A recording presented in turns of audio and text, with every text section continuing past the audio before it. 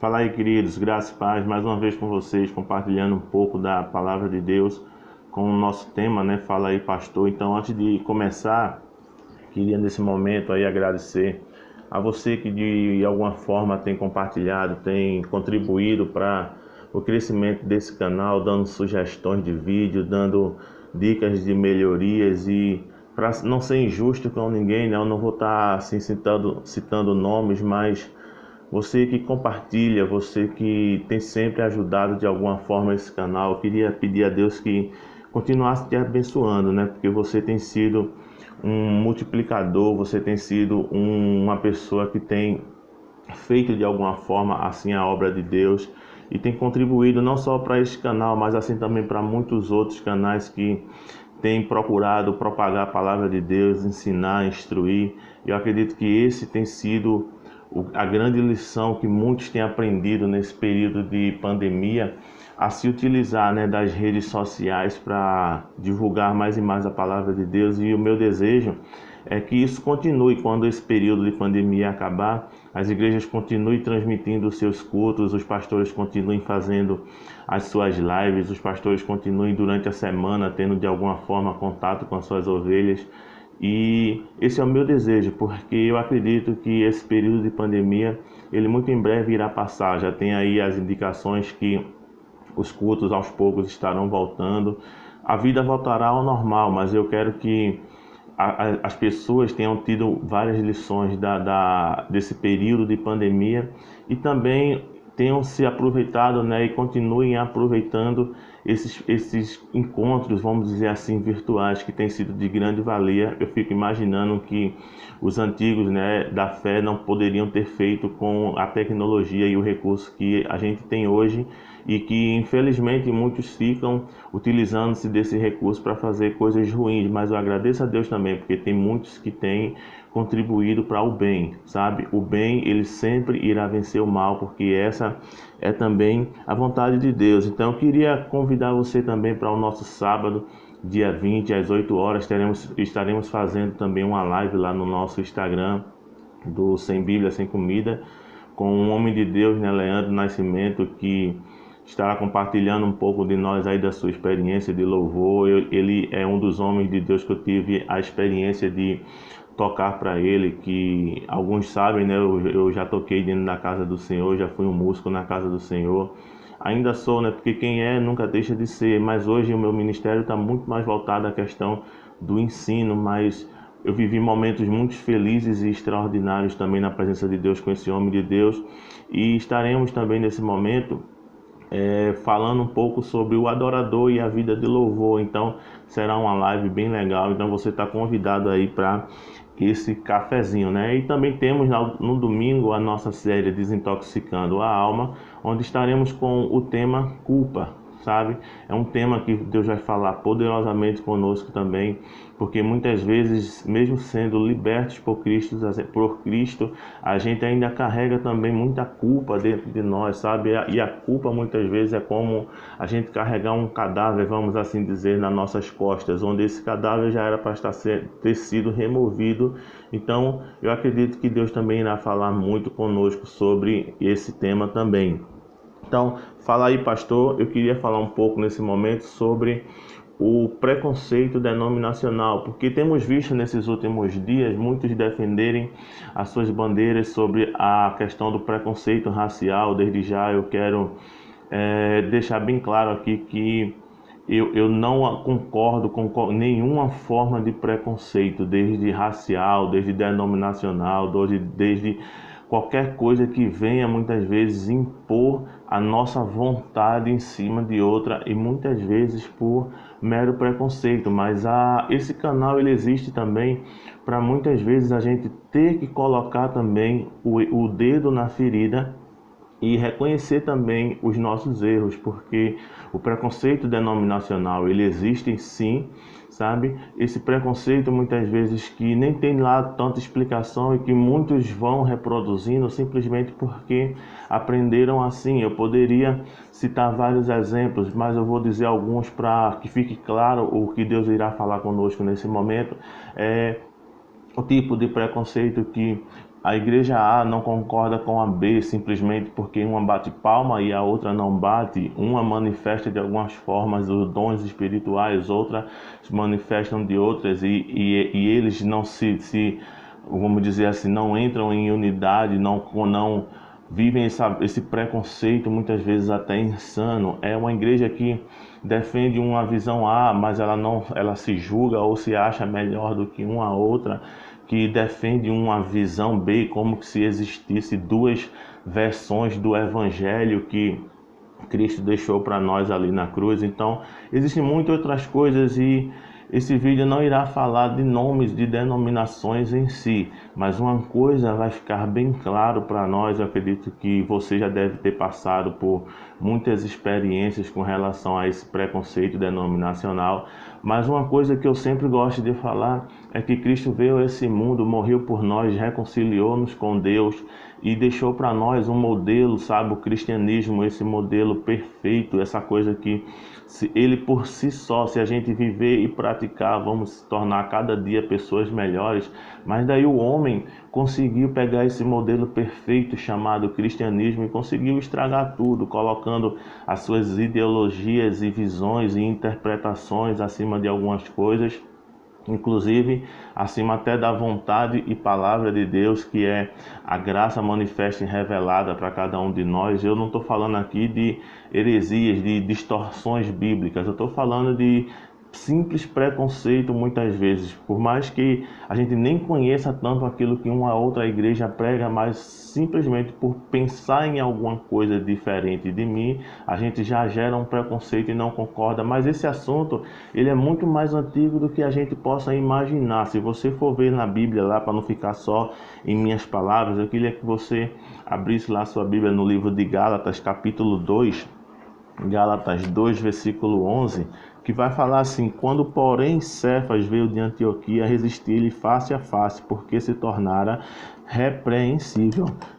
Com efeito, antes de chegarem alguns da parte de Tiago, comia com os gentios. Quando porém chegaram, afastou-se e por fim veio apartar-se, temendo os da circuncisão. Grave bem essa palavra. E também os demais judeus dissimularam com ele, coisa feia, dissimularam com ele, ao ponto de o próprio Barnabé ter se deixado levar pela dissimulação deles. Quando porém vi que não procediam corretamente segundo a vontade do evangelho, disse a Cefas na presença de todos: se sendo tu judeu, vives como gentio e não como judeu, por que obrigas os gentios a viverem como judeus? Nós, judeus por natureza, e não pecadores dentre os gentios, sabendo contudo que o homem não é justificado pelas obras da lei, e sim mediante a fé de Cristo Jesus. Também temos crido em Cristo Jesus, que fôssemos justificados pela fé em Cristo e não por obras da lei, pois pelas obras da lei ninguém será justificado. Mas se procurando ser justificado em Cristo, fomos nós mesmos também achados pecadores, dar-se-á ao caso de Cristo ministro do pecado? Certo que não, porque se torno a edificar aquilo que destruí a mim mesmo, me considero transgressor. Porque eu, mediante a própria lei, morri para a lei, a fim de viver para Deus. Estou crucificado com Cristo. Logo, já não sou eu quem vive, mas Cristo vive em mim. E se esse viver que agora tenho vivido na carne, vivo pela fé do Filho de Deus, que me amou e a si mesmo se entregou por mim. Não anulo a graça de Deus, pois se a justiça é mediante a lei, segue-se que Cristo morreu em vão. Queridos, esse, se não foi o primeiro, sem dúvida foi um dos grandes primeiros embates teológicos, vamos assim dizer, divisões após a morte, e ressurreição de Cristo, sobre visões de como deveria servir a Cristo. Esse debate entre o pessoal do judaísmo, da circuncisão, da lei de Moisés, e os gentios, vamos assim dizer, que da questão da incircuncisão. E esse livro de Gálatas, ele é muito interessante, que você vai ver uma repetição constante entre a graça, entre aquela coisa de nós somos livres em Cristo e não podemos mais voltar a novamente estar preso ao jugo da lei. E você vai ver muito debate em cima disso. É um livro bastante interessante. Eu não vou entrar muito nos aspectos teológicos e eu não vou entrar muito sobre a visão de Pedro, sobre a visão de Paulo, apesar que quem me conhece sabe que eu sou amante, assim, vamos dizer assim, da visão de Paulo, daquilo que Paulo cria, daquele evangelho que Paulo pregava naquela época. E eu não vou entrar muito nessa questão. O que eu vou entrar é que em Atos 9:15 a gente vê que Paulo foi separado por Deus, chamado por Deus especificamente para pregar aos gentios. O interessante é que Pedro, em algum momento da história, também vai dizer que Deus o chamou para pregar aos gentios, para propagar a palavra, para ir também. A gente conhece, né, a visão que Pedro teve lá sobre o lençol, sobre as carnes imundas e que Deus mandou comer e tal. A gente vê também isso. Mas o fato é, em resumo, para que a gente entenda de forma muito clara, é que o evangelho que Pedro estava pregando naquela época estava se direcionando especificamente ao judeu, ao judaísmo judaizante, vamos assim dizer, aquela vivência novamente da lei, mesmo após ter sido liberto desse jugo por Cristo. E esse público, vamos assim dizer, que Deus me direcionou lá em Mateus 28, capítulo 19 e o 20, onde tem lá o ide do Senhor para pregar a todas as nações, esse público especificamente ele não seria alcançado.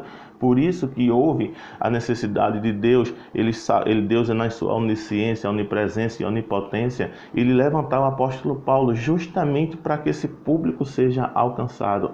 Esse é o cristianismo real, que todas as pessoas sejam alcançadas por essa graça, por esse evangelho redentor que Cristo deixou ali para nós na cruz do Calvário. E a gente vê no versículo 20 e no 21, Paulo falando justamente sobre isso, que ele não anula a graça de Deus.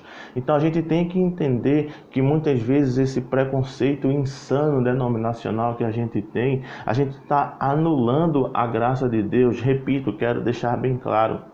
Eu não estou falando de novas visões de igrejas que têm distorcido o evangelho de Deus. Não, eu estou falando que muitas vezes a gente gera um preconceito simplesmente por aquilo que a gente não conhece e por pensar diferente de nós, a gente já se fecha e não reconhece aquela igreja como uma igreja que tem propagado a graça de Deus, que tem levado salvação para as pessoas, simplesmente porque eu não concordo que deveria se bater palma, eu não concordo que deveria se vestir de tal jeito, eu não concordo porque deveria se cortar o cabelo ou não pode ter barba, tem que ter barba. Então a gente vai colocando esses mecanismos humanos doutrinários, vamos assim dizer, determinados por homens, que, eu repito, isso é bom, isso é interessante. Se você faz parte de uma determinada igreja onde não se pode cortar o cabelo, não corte. Isso você tem que ser obediente a essa visão. Mas preciso entender que essas coisas nunca podem estar acima da própria graça de Deus. E você vê que muitas vezes isso tem dissimulação, porque às vezes a gente está ensinando e pregando e determinando coisas que nem mesmo a gente está vivendo. E queridos, se o apóstolo Pedro cometeu esse pecado e dissimulava-se, como foi lido nesse texto, que quando os irmãos da circuncisão chegaram, ele começou a dissimular, e essa dissimulação enredou algumas outras pessoas também. Nós podemos também muito bem cometer esse pecado também. Então, que nesse período, que nesse momento que a gente está passando com Deus, onde que esse tema, né, fala aí, pastor, eu preciso entender, eu preciso que você entenda também que o preconceito, infelizmente, denominacional, ele existe sim, e precisamos trazer novamente a graça para os nossos púlpitos e parar muitas vezes de ter preconceito com determinadas igrejas simplesmente porque pensa diferente de nós. Nós não podemos anular a graça de Deus, sabe, queridos? Então, que essa palavra ela venha ter um alcance direcionado pelo Espírito Santo e que a gente venha procurar viver mais em unidade, mesmo pensando diferente, sabe? Cada um tem uma visão sobre determinado assunto, mas o que deve prevalecer é o amor. O que deve prevalecer é a graça. O que deve permanecer é a unidade naquilo que realmente importa para levar as pessoas a terem uma vida melhor, levar as pessoas a encontrar-se com Deus no futuro bem próximo. Então, isso deve ser a unidade do Evangelho, sabe? Os elementos fundamentais da fé, que a gente sabe quais são, a gente pode um dia discorrer sobre isso, mas nós temos que entender que no céu não haverá um loteamento, um lote para a igreja A, um lote para a igreja B. Nos céus viveremos juntos como irmãos, e se não aprendermos a viver isso agora, dificilmente um dia iremos aprender a viver nos céus, se é que iremos para ele. Então, que a gente venha a aprender a viver junto como irmãos, e que a gente venha a aprender o que de fato significa a unidade que Deus espera que o seu povo tenha, mesmo pensando diferente, sabe? Então, que o Senhor te abençoe, que esse vídeo venha ter um alcance direcionado pelo Espírito Santo, que a graça do Senhor Jesus Cristo esteja sobre a sua vida e que o nosso amigo Espírito Santo venha ser aquele que nos governe. Então, compartilhe esse vídeo aí, queridos, graça e paz, em nome de Jesus. Amém.